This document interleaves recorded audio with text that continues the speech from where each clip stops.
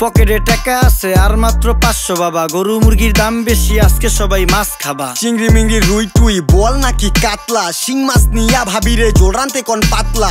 ইলিশ আসছে দিয়া দেই কালকে আবার বৈশাখ। ভাবসাব দেখে আমগো মনে হয় কি লাট সাপ। গরিব মানুষের বৈশাখ, ইলিশ মাছ না পুঁই শাক। সিলভার কাপ না তেলাপিয়া, আমারে দেন পাঙ্গাস মিয়া।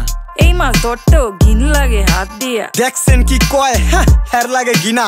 বাজারের সব জিনিসই স্বর্ণের দামে কিনা।